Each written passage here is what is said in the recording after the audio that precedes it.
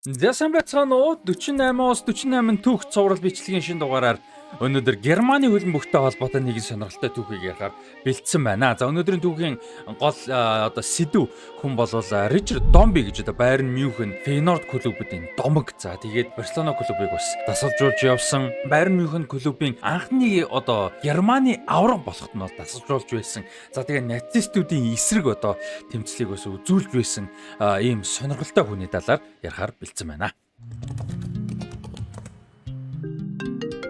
Сайн байна уу? Пипакаас ирж байна. Таны захиалга хүрээлтээр ирлээ. Та гэртээ байна уу? Би жоохон ороодохоор байна. PP box үлдээч хөө. Захиалсан байгаа авахч завгүй яваад байна уу? PP box.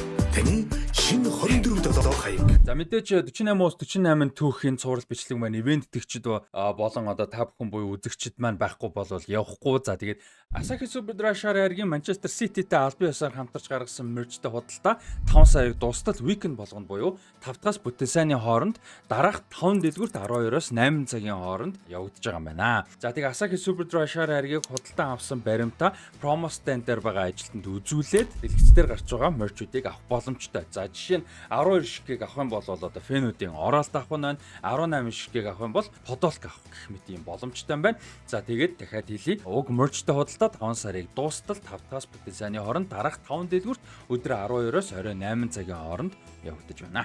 48-оос 48 түүх цуврал бичлэгийн ерөнхий мэдтгэгч Big Pack. Та бүхэн Монгол орон даяар байрсан 200 шиг PP box-оор хот дотор болон орон нутгийн хүргэлтэд шийдэх боломжтой. Мөн гэртээ байхгүй үед хүргэлт ирэх эсвэл хүнд ямар нэгэн зүйл илгээх гэсэн боловч тэр хүн нь хэлсэн хаягнда байхгүй үед бүр эсвэл гэрийн хаягаа зааж өгөхгүйгээр хүргэлтээ авмаар байгаа үед PP box-ыг ашиглан найдвартай эзүүсээ хадгалуулж болно. Мөн хоол, фрешмс, хоолны бэлтгэц, мах, бөөнд зэрэг ангиллуудын бүтээгдэхүүнүүдийг нэг доороос өргөн сонголтоогоор ганаас ч хүссэн газраа энгийн болон шуурхай хүргэлтээр сонгон захиалан авах боломжтой хүргэлтийн хамгийн том дэд бүтцтэй Fresh Pack платформ.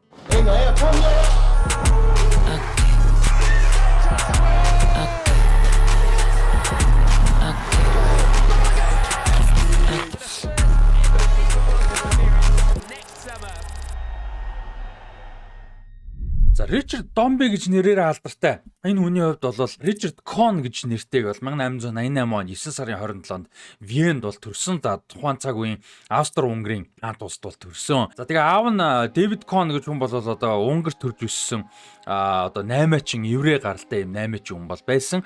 За тэгээ эхнэр нь бол Венд төрж өссөн Хелен Штайнер гэж эмэгтэй бол байсан. За тэгээд энэ хоёр гэрснээс 3 жилийн дараа Ричард Кон бол төрсөн. За сургуулаа төрсний дараа Ричард Кон бол сургалтанд суусныхаа дараа банкнд бол манай одоогийнхоор бол тейлерээр ажиллаж байсан. Ажил хийж явах хугацаанд давхар бол хөлбөмбөгийн мөрөөдөл хөөж байсан. За тэгээ 1905 онд бол 17 настай Wiener Athletic Club гэж WAC гэж клубд бол хөлбөмбөгчнөр бол орсон. За тэгээ тэр багтаа бол 1910 он хүртэл 5 жил тогссон. Тэгээд тухайн цаг үеийн inside right forward гэж тухайн цаг үед бол 4 заримдаа 5 довтлогчтой бол тоглодог байсан. Дээрвийн хөлбөмбөгт бол 2 хамгаалагчтай тоглох нь бас төгөөмөл үе бол байсан.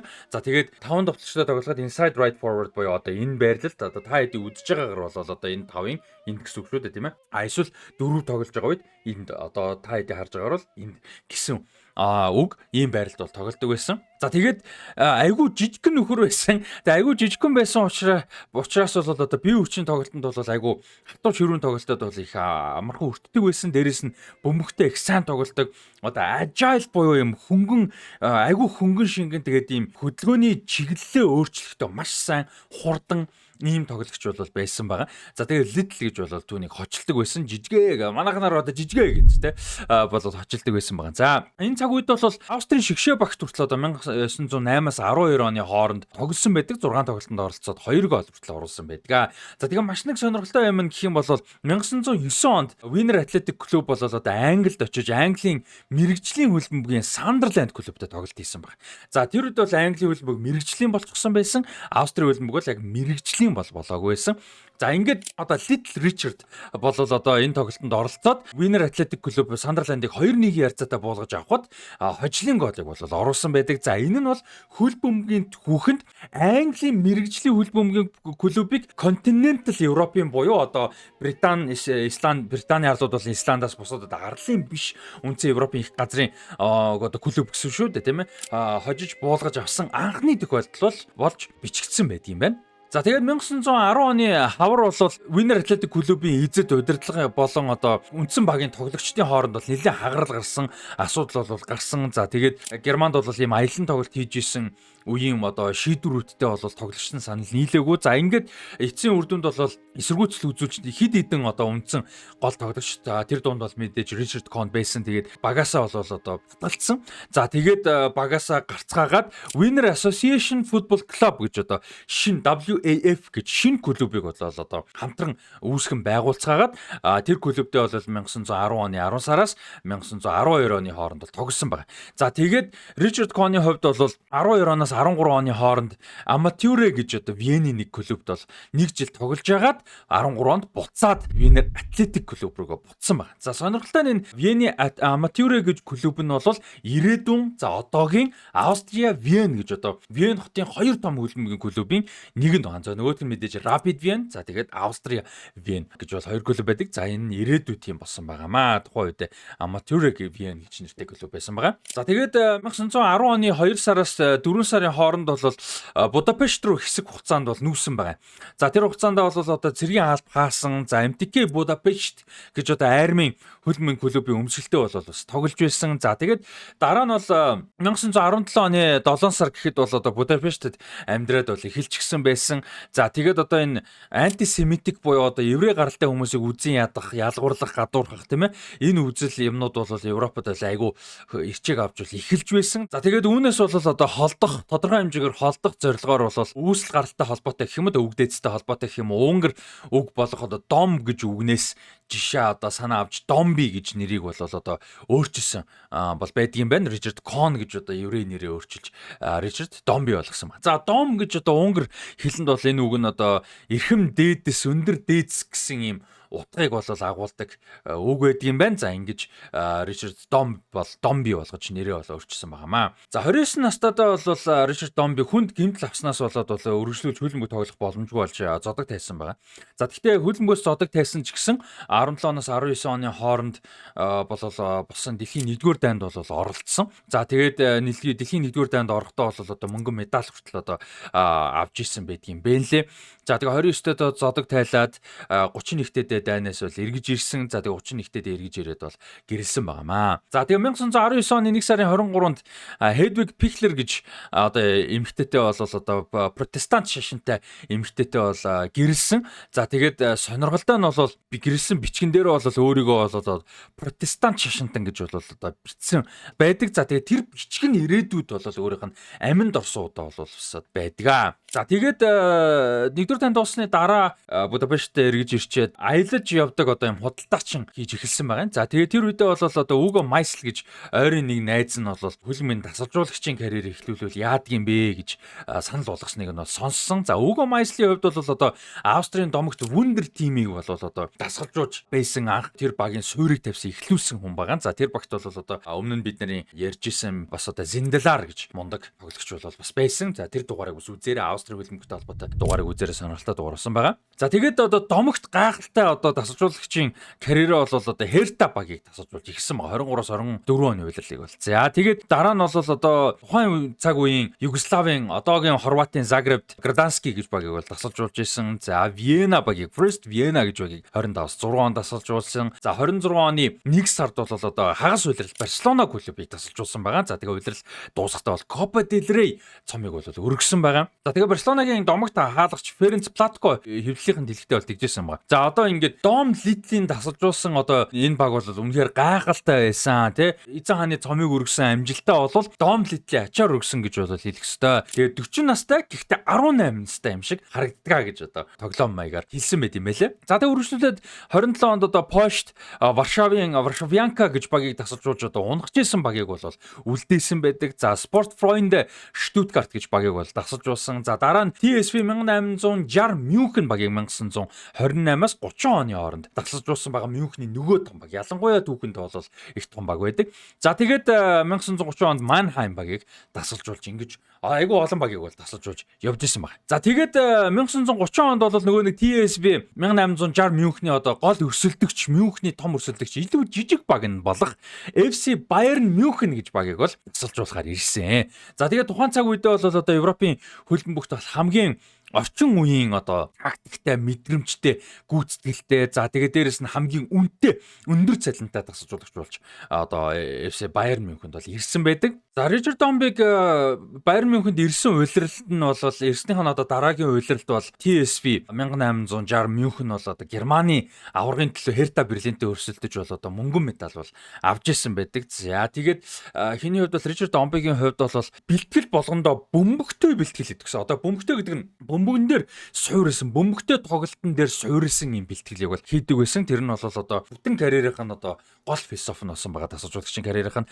За тэгээд тоглогчид бол одоо бөмбөгөө өөрийн болгож удирдах ёстой одоо богино зайд ашиглаж, богино цаг маш сайн ашиглаж, дамжуултыг маш сайн хийж чаддаг байх ёстой. Эсрэг багийн одоогийнхоор бол прессинг шахалттайгээ дарамтанд хүртэл одоо бөмбөгөө сайн контролдож чаддаг, дамжуултыг бол одоо маш сайн гүйцэтгэдэг байх ёстой гэж бол одоо философитойгоор бол тасалжуулдаг байсан байгаа. За тэгээ спортын одоо сэтгэл зүй, спортын одоо шинжлэх ухааны бол одоо тухайн цаг үеийн тасалжуулагч донд байгааргүй юм одоо мэдлэгтэй, туршлагатай юм сонирхолтой тасалжуулагч бол байсан. За тэгээд зөвхөн Баярны одоо тактикийн одоо мастер байгаад зогсохгүй фитнесийн тасалжуулагч хийдэг, одоо терапист хийдэг, массажист хийдэг. За тэгээд одоо бүр эмч хүртэл хийдэг. Ийм одоо сонирхолтой хүн бол байсан байгаа. За тэгээд менежер хүртэл хийдэг. Тэгээ ингээ менежментийн зүйлүүдээ хүртэл хариуцаж ажилладаг ийм сонирхолтой хүн бол байсан байгаа. За тэгээд 1932 оны 1 сарын 1-нд бол одоо тухайн үеийн Bayern München клубын еврей гаралтай ерөнхийлөгч Kurt Launder тэгээд клубын бас мэрэгжилтэн Siegfried Hermann нар хамтарч шинэ одоо төв байрыг бол одоо нээхэд гол санаачлагыг гаргаж бол хариуцаж ажилласан байгаа. Weinstraße гэж одоо гудамжинд байдаг юм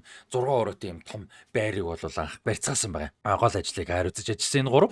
За тэгээд тэр одоо байранд нь бол одоо медикл өрөөтэй тий тоглогчдын эмчилгээний зориулалтаа өрөөтэй. За тэгээд массажны хүртэл өрөөтэй байсан байгаа. За тэгээд тэр массажны өрөөнд бол Домби өөрөө тоглогчтой бол одоо массажийг хийж бол одоо тоглогчтой сэргээдэг байсан байгаа. За энэ нь бол тухайн цаг үед бол Европын хөлбөмбөгт сонсогдоогүй байгаагүй ийм зүйл бол байсан. За харамсалтай тэгээд энэ Weinstraße гэж гудамжинд баригдсан энэ 6 өрөөтэй тухайн цаг үедээ л одоо шинэлэг байсан энэ Bayern München клубын төв байр бол холбоотнуудын бөмбөгтөлтөнд бол 2 дугаар дэлхийн 2 дугаар дайны үед холбоотнуудын бөмбөгтөлтөнд бол одоо өртөж юу ч хөө устсан бол байдаг юм бэлээ, нурсан байдаг юм бэлээ харамсалтай. За тэгээ 1932 оны 6 сард бол одоо Bayern München клубын одоо ихэнх үеийн түүхэнд бол одоо хамгийн том гайхалтай амжилт бол тогтогдсон байдаг. За Нюрнберг хотод болсон үндэсний аваргын шигшээ тоглолтод бол Eintracht Frankfurt-ыг 2-1 ярцаатай буулгаж авснаар түүхэндээ Bayern München клуб түүхэндээ анхудаага одоо Германы үндэсний аваргууд бол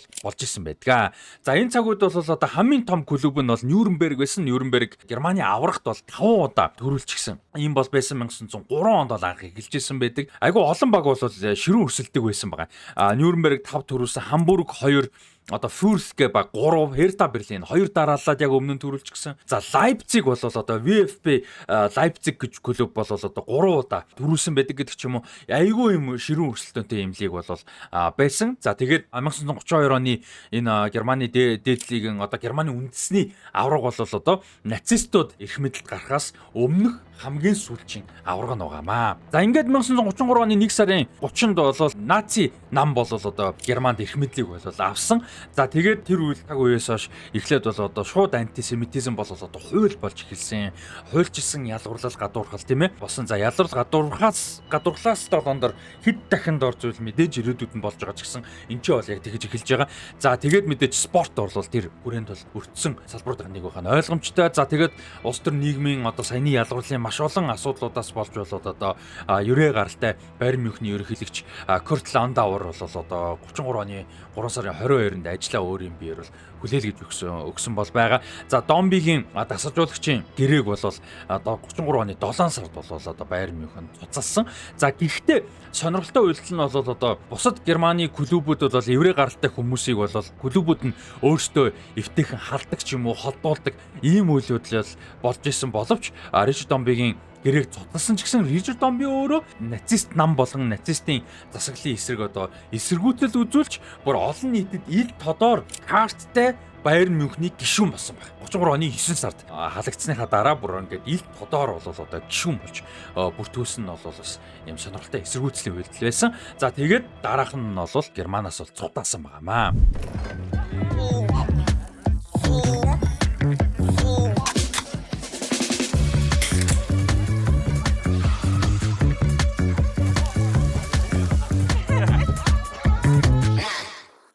За 1933-аас 34 оны үеэрд бол Барселона клуб руу буцаж очиж дасгалжуулагчаар бол ажилласан. Барселона клубын түүхэд бол одоо Жак Домби, Рикардо Домби гэж бол бас тэмдэглэсэн тохиолдлууд бол байдгийн байлээ.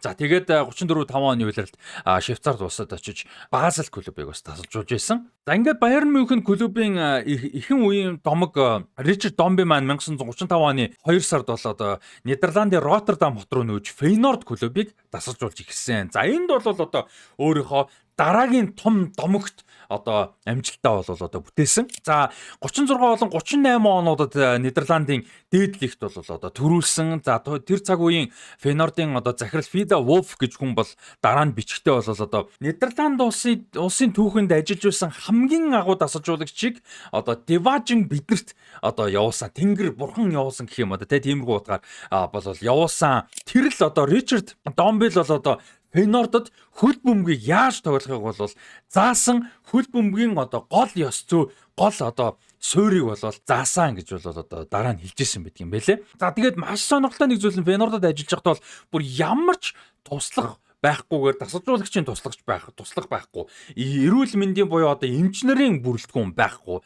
Physical therapist буюу одоо юу гэдгийг массажист те бусад одоо гэмтэл бэртэлтэй ажилладаг дасгал сургуулийг хариуцдаг нэг ч тийм туслахгүйгээр ажиллаж исэн байна. За тэгээд Нидерландад одоо ялангуяа Роттердамд, Фейнорд Роттердамд ажиллаж байгаа үедээ бол The Hongarse Wonder Doctor гэж одоо хочтой болсон байна. За тэр одоо хоч нь бол одоо Унгар гайхамшигт эмч гэдэг юм хочтой болсон байна. За тэгээд энэ тоглогчтой бол одоо өвдөг шагааны гинтлүүд, бэртлүүдийг нь бол одоо мундаг идгээдэг те одоо вакс тавьдаг те ийм сонирхолтой одоо эмчилгээнүүдийг бол хийдэг байсан байгаа. Тоглогчд бол өрөөнийх нь гадаа бүр ингээ ойчилж хагаад эмчилгээгээ бол одоо хийлгдэг байсан гэж байгаа. За тэгээд Нидерландын хөлбөмбөгийн домог Абе Ленстра бүр одоо Фрисланд хотоос зорж ирж одоо хиний Ричард Домбигоор эмчлүүлэхээр хүртэл ирж исэн тохиолдлууд бол байдгийн байлээ гэснээс Нидерландын хөлбөмбөгтэй холбоотой маш сонирхолтой дугаар мэдээж гарна. Бүх улсуудын холбоотой дугаар гарч байгаа. Тэгээ Нидерландын хөлбөмбөгтэй холбоотой дугаар дээр Абе Ленстрагийн талаар ярилцсан шүү. Маш домогт тусдаг хүн байгаа. За тэгээ үргэлжлүүлээд 1940 оны 5 сарын 10-нд нацист Герман бол Нидерландыг эзлэхээр болоо эзлэн төрөмгөллөө болоо ихэлсэн. 4 өдрийн дараа буюу 5 сарын 14-нд бол Роттердам хотыг бол одоо бөмбөгдөж бол ихэлсэн. За тэгээд одоо нөгөө нэг еврей гаралтай хүний хувьд бол нөгөө нэг аим шиг болол одоо араас нь дагаад ирсэн тийм ээ. За тэгээ баруун Европын хувьд бол одоо баруун Европод еврей гаралтай одоо дайны дөрвөсөд хүмүүсийн хувьд бол хамгийн аюултай хамгийн хүнд хэцүү нөхцөл байдал болж таарсан 40 оны их үед. За тэгээ Фейнорд клубын бол одоо маш олон еврей гишүүд одоо нөгөө хувьцаа эзэмшдэг дээрээс нөгөө нэг фэнүүд гишүүд байгаа шүү дээ тийм ээ. Тэр хүмүүс за тэгээд хөрөнгө оруулдаг донорууд гээд маш олон хүмүүс амь насаа бол алдсан байдаг тэр бөмбөгтөлтөнд. За тэгээд 1941 оны 7 сарын 22-нд одоо Гестапогийн одоо энэ юунууд нэг тагнуулууд нэг цэргүүд те цагдаа нар гэх юм уу да Гестапогийн одоо манайханаар тагнуулсан юм да те нэг утгаараа ийм нөхдүүдээс бол одоо зүхтааж баригдахгүй тулд бол аль бисний бичиг баримт баримтаа бол тодорхой хэмжээгээр өөрчлөөд одоо Унгар гаралтай протестант гэж бол одоо бичиг баримтаа бол албан ёсоор заажуулсан. За тэр нь бол өөрт нь бол маш том одоо амьд үлдэх юм том боломж болгосон байгаа. Тэгээд өмнө хэлжсэн түрүүн анхны удаа гэрлэхдээ бол одоо протестант шашинтай гэж бүртгүүлсэн нь бол одоо энд дахиж бичиг баримт бол одоо бүртгүүлэхэд бол маш том хувь нэмэр бол оруулсан байна. За тэгээд дараа нь бол Нидерланд гаралтай Петер Т. Гронендик гэж эмэгтэйтэй бол одоо гэрэлсэн. За тэр үеийн бол одоо Фейнордын клубын Вильям Гронендик гэж одоо алдартай юм гол одоо товтлогч байгаа нэгч байсан юм байлээ. За тэгээд Леде 116 гэж одоо годомжинд бол байдаг. Роттердам хотын жижигхэн одоо энэ годомжинд бол амьдарч бол ихсэн байгаа. За гэхдээ энэ ч бол одоо чимээгүй амьдраагүй нууцаар бол одоо Dutch Resistance буюу одоо нацистуудын эсрэг бол одоо нууцаар босч байсан тэмцэгчдэд бол нэгдсэн байгаа. За тэгээд Эма Дордрехт гэж одоо клубыг бол 1940-41 оны үеэрд бол Нидерландын 2 дугаар лигт байхад нь бол тасалж ууч 1 дугаар лиг рүү бол шат ахиулж исэн байдаг юм байлээ. За тэгээд Вок Роттердам, Нептунус Роттердам гэх мэт одоо Роттердамын бусад богуудыг бол бүгдийг нь бол тасалж ууж байсан. За 1944 оны 3 сар гэхэд бол одоо нацистууд бол одоо Германы бүтэн эзэлж гисэн юм хүнд нөхцөлтэй байх үед бол одоо Домби Нептунус Роттердамыг одоо дасгалжуулж байгаа. Домби спирит сэтгэл зүгээр одоо сэргээж байгаа гэсэн одоо зурагтай сэтгүүл сонинд бол одоо хэвлэгдэн гарч исэн бас байдгийн байлээ. Тэгэхээр одоо зөвхөн хөлбөмбөгийн багийн тасалжуулагч гэдэг зогсохгүй яг Роттердамчуудын хувьд, Нидерландчуудын хувьд нацист эзэлсэн, дарамтсан ийм байгаа эзлэн төрөмгөөсөн ийм байгаа үеийн эсэргүүцлийг бол бас тодорхой хэмжээ эсэргүүцлийн тэр одоо юуг сүнсийг бол тэ бэлэгдэл болж сүнсний одоо бэлэгдэл нь болж байсан гэдгийг дуртан зүйтэй байх гэж бодож байна. За тэгээд дараа нь бол түүх судлаачд бас гайхдаг юм байлээ. Яг энэ цаг үед одоо яаж энэ нацистууд, наци одоо том удирдлагын хүмүүс бол энэ Ричард Домбиг яагаад барьж аваагүй юм бол те? Яагаад яагаад барьж аваагүй юм бол эсвэл яаж Ричард Домби одоо эднэрийг тойрж амьд үлдэж явж чадж байсан болоо гэдэг юм сонирхолтой асуултын тэмдэг бол үлдсэн байдаг юм байлээ. За тэгээд холбоотнууд Нидерландыг нацистуудаас чөлөөснөө дараахан бол одоо Домби албан ёсоор бол яг Нидерланд улсын бүртэн иргэн бол болсон байгаа. За тэгээд үргэлжлүүлээд дайны дараагаар бол мэрэгжлийн массажист болон тасалжуулагчаар бол ажилласан. За дараа нь Фейнордыг бол одоо 1951-с 52 болон 55-с 56 оны улирлууд бол тасалжуулахаар эргэж ирсэн. За тэгээд Эма гэдэг нөгөө өмнө нь дурж исэн бага бол 1952-с 53 оны улирал тасалжуулсан. Дордрихт багийг 54-с 55 оны улирлуудад бол бас тасалжуулж исэн байдаг юм байлээ. За тэгээд дайнд дуусны дараа буюу 1951 оны 7 сард Ханс Кохын одоо урилгаар бол Домби, Ричард Домби болон Домби тэргүүтээ 1932 оны нөгөө нэг Мюнхенд Байер Мюнхен төрүүлсэн багаас одоо амьд сэрүүлсэн цөөхөн хідэн тоглогч хүмүүс арын албаныхан бол одоо Мюнхенд байдаг Лон Бревкелер гэж газар бол одоо цугалцгаасан. За тэгээ энэ нь бол дайн ихсний дараа ер нь дайнаас өмнө 33 онд нацистууд Германыг одоо эрх мэдэлтэй авсны дараа бол цутааснаас хойш одоо бараг 20 жилийн дараа анхудаага Мюнхенд эргэж ирсэн байсан юм байлээ. За тэгээ Лон Бревкелер гэж газар бол бас түүхэнд ийм хоёр сонирхолтой ач холбогдолтой байдаг. За нэг нь бол энэ хэдийн ч ингэж одоо дайны дараа 51 онд бол цугласан байдаг Ханс Кох, Ричард Домби тэргүүтээ. За тэгээ 32 оны домогт одоо Германы дээдлэгт үндэсний авраг болсон Байер Мюнхний тоглогчид цугласан бол за нөгөөх нь бол хэнийг Адольф Хитлерийг бол одоо алах гэсэн оролдлого бол хөнөөх гэсэн оролдлого бол тэнцээ явж исэн байдаг юм байлээ. За тэгээ 1955 онд 66 настад нь бол одоо Фейнорд бүтэн цагаар бол үндсэн тасалжуулагчаар бол одоо авсан байдаг. За тэгээ нэг үйлэл тасалжуулсан. За тэгээ тэр тасалжуулаад болсныхан дараахан бол одоо үлдсэн бүтэн насаараа бол одоо цалинтай байхаар одоо цагт бол яг мэдээж одоогийн харьцуулахад хэцүү ч гэсэн энэ хинчин Nike-тэй бүтэн насны гэрээтэй байдаг баха. LeBron James би андуург бол Tom Brady ч бас нэг тиймэрхүү гэрээтэй байдаг санагдаж байна тий. Тэрэрхүү гэрээ гэсэн үг. Гэхдээ мэдээж тухайн цаг үеийн хөлбөр тийм ээ. Тэгээ насаараа бол одоо юунаас Фейнордоос баг зэргийн одоо цалин за тэгээ өндөр насанд хүрсэн байсан учраас бол тэтгэр бол авахар гэрээг бол хийсэн бас тухайн цаг үеийн хөлбөмбөгт бас л байгаагүй юм сонирхолтой тохиолдол байд юм бэлээ. За тэгээд 1963 оны 6 сарын 16-нд бол бас хэсэг хугацаанд биеийн таар байсны дараахан бол 74 наснда Ричард Домби нас орсон юм бэлээ. Тэгээд түүний одоо оршуулах үйл ажиллагаа бол одоо Нидерландын зүүн бүсд байдаг энэ Дирн гэж жижиг тосгонд бол босон байдаг. За тэгээд энэ дээр оршуулгын үйл ажиллагаан дээр бол ажил явдал дээр нь Фейнордын тухайн ерөнхийлөгч Кебум гэж хүн бол мэглийн одоо дурсгалын үгийг бол хэлж бол одоо ямар мундаг хүн байсан, ямар одоо гайхалтай дасгалжуулагч мэрэгчлэн байсан гэдгийг бол одоо магтаж ярьсан. Тэгээд тэр нь бол оршуулганд нээсэн цөөн хэдэн хүмүүсийн сэтгэлийг бол маш их хөдөлгсөн гэж бол дурдсан одоо бичигдсэн бол байт юм байлээ. За тэгээд 1963 оны 7 сарын 13-нд Роттердам хотод Байерн Мюнхен клуб ирж Спарта Роттердамтай бол одоо дурсгалын нөхөсөг тоглолт бол хийсэн байдаг юм байлээ. Ричард Домбигийн дурсгал зориулсан. За тэгээд бүтэн аялж ирсэн одоо бүтэн бүрэлдэхүүн бол Байерн Мюнхен клубын бүрэлдэхүүн дээр нь хотын одоо эцсийн одоо замд нь үдсэн газарт нь бол ирж хүндэтгэл үзүүлсэн байт юм байлээ. За тэгээд дараа нь бол 1997 онд Роттердам хот бол одоо түүний дурсгалыг мөнхөлж Ричард Домби Страт гэж бол одоо Ричард Домбигийн гудамж гэж бол одоо гудамж бол нэрлсэн байдаг юм байлээ. За тэгээд тэр гудамж нь одоо Фейнордын Алдарт Куб цэнгэлтэхдээ бол маш ойрхон байдаг юм байлээ. За ингээд одоо Байерн Мюнхний домог Венд төрж өссөн. За бас Фейнорд Роттердамын домог нацистуудын эсэргүүцлээ ил тодоор үзүүлж явсан. Барселона клубуд хүртэл дасгалжуулагчаар ажиллаж Копа дель Рейн цом өргөж явсан. Ийм нэг сонирхолтой Байерн Мюнхен Фейнордын домог дасгалжуулагч мэрэгчлэлний талаар стори болын нүрээд дуусч байна. Сонирхолтой байсан гэж найдаж байна. За хэдүүлээ одоо үргэлжлүүлээд Германы одоо энэ жилийн дэлхийн аваргад ямар нөхцөлтэй орж байгаа талаар хэдүүлээ ярилцъя. За Ричард Домбигийн энэ дасгалжуулж байсан Байерн Мюнхен 32 онд Германы дээд одоо үндэсний аварга босныхоо дараа хамгийн ойрхондоо одоо төрүүлсэн удаа нь бол Бундеслиг гэж одоо нэртэй босноос хойш буюу 1968-аас 69 оны үеэрд бол төрүүлсэн байдаг. Түүхэндээ ердөө 2 дахь удаага тэр үед төрүүлсэн байдаг. Герд Мюллер одоо тэргүүтээ бүрэлдэхүүнээр бол төрүүлсэн байдаг. За ингээд хэдүүлээ энэ жилийн Германы хөлбөмбөгтэй холбоотой дэлхийн аваргатай холбоотой мэдээллээр үргэлжлүүлцгээе.